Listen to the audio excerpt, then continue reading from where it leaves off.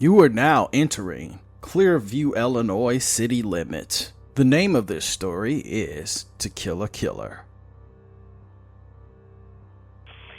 Turn off your radio, Chief. If we're going to do this, we have to do it right, said Clifton, the impetuous sheriff's deputy. I don't know about this one, Cliff. Every man needs his day in court, said Chief Milton. I believe that, Chief. You know I do. It's just that we both know how this goes if we don't act now. If Maddie doesn't come back in hours, you and I both know the slim chance she's coming back at all, said Clifton. Chief Milton took a moment to steady himself. He lived under the idea of two wrongs not making a right. But the saying never took into account how big of a wrong was it versus how big of a right.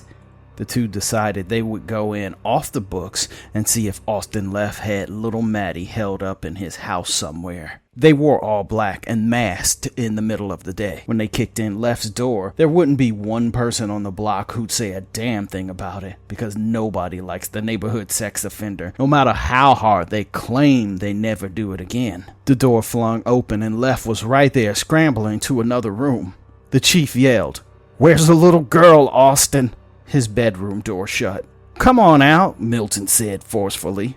The two vigilante cops stopped for a brief moment at the door, staring to one another before making the decision to breach. Milton kicked in the interior door as a gunshot blew a hole in the wood, inches from where his head was. All concerns about a missing child and an illegal search flew out of the window when the bullets rang out. Clifton's combat training kicked in immediately. He shot Austin Leff, who was half using his bed for cover. The bullet laid out the would-be kidnapper, and he rolled onto the ground, gasping shallowly. Milton kicked the gun away and watched the dying man wordlessly plead for his life to those that shot him in the first place. "What the fuck do we do here?" said Clifton to the chief. Unfortunately for him, Hollywood would have you believe masks were the end-all be-all for concealing one's identity.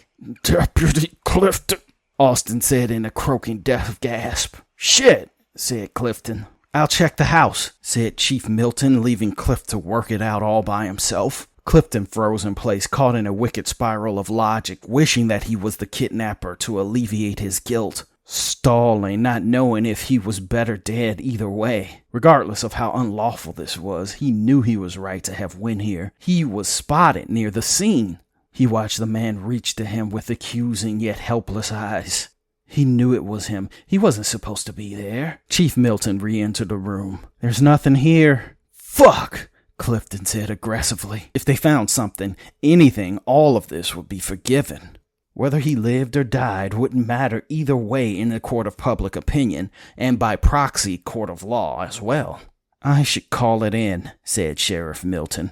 Both men heard the static buzz of a walkie-talkie sparking to life. "Wait," said Clifton. "He'll die if we don't call it in." "Look, we made a mistake, a big mistake. We don't have to both go down for what was a mistake," said Deputy Clifton as a plea. "I know he's an ex-pedophile, but he did his time. Maybe it's only right we get what we get." The blood pooling at Austin Leff's feet grew so massive that Clifton had to back up a step. The chief depressed the walkie to speak, but Clifton held his arm. "Just wait," he said, watching Austin reaching for help, gasping in his own blood. "Let my arm go, son," Chief said politely. As bad as the situation was, neither Milton or Clifton had a single notion to get rid of the other, or throwing blame. "Look, Cliff, I'll give you 30 seconds, then I'm calling it in, and I'm doing it whether he's dead or alive. Now I'm going to leave the room, and if he dies or doesn't, won't be on me." For the life of him, Clifton wasn't sure if that was the chief's way of letting him finish what he started. 30 seconds was more than enough time to pinch someone's nose. He looked at Austin, gasping for life. What about the bullet? They could trace it to his gun.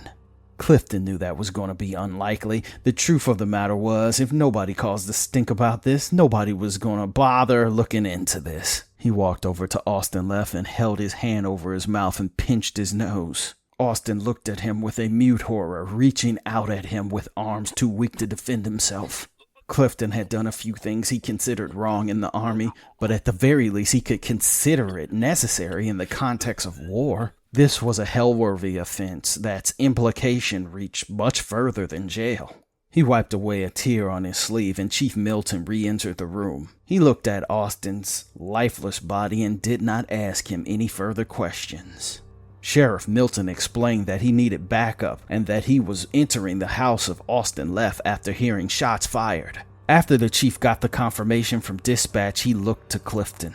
"What do you want to do now?" Clifton thought for a moment. He didn't want to go to jail for this piece of shit, even if it was an accident. But the more he changed things, the greater chance he'd be lying his entire life. With the assurance Austin was never going to tell his side, he decided to keep it as on the level as he could. They forced their way in because of suspicion. Austin must have gotten scared and overreacted. He was a felon. He wasn't supposed to have a gun anyway. There was no need to tell anyone. They didn't identify themselves as police officers or let the suspect bleed out rather than save them. At that moment, he couldn't tell if Chief Milton would have went along with any of it or if he was testing him to see how dark he was willing to go. After it was said and done with the coroners, the crime scene made, the two policemen were free to end their shifts. Clifton drove Chief Milton to his house in his civilian car. Clifton was going to get time off after shooting someone, so they wouldn't get to talk to one another much for a while. "I'm proud of you," said the chief. "That could have went down in our favor. Hell, I believed you. If you can't say it was all for little Maddie, why are we doing it at all? Take your time off, get your head together, and come right on back. You're still one of my guys." "The window's closing, Chief. Nobody's gonna find her alive. I wish I could just be back out there." "I know you would, but it's only so much one man can do," said Chief Milton, getting out of Clifton's Dodge. "Night, Chief," said Clifton, driving off. When the chief entered his modest home on Alabaster Road, he immediately turned on his stereo and hit the refrigerator. The classic rock station played Hotel California. He entered his basement and clicked on the lights. He pushed a hidden door right next to his water heater, and immediately the screams of a little girl mingled over the deafening lyrics of Hotel California. Now, Maddie, if you keep screaming, you don't get fed." You are now exiting Clearview, Illinois. Hope you enjoyed the trip.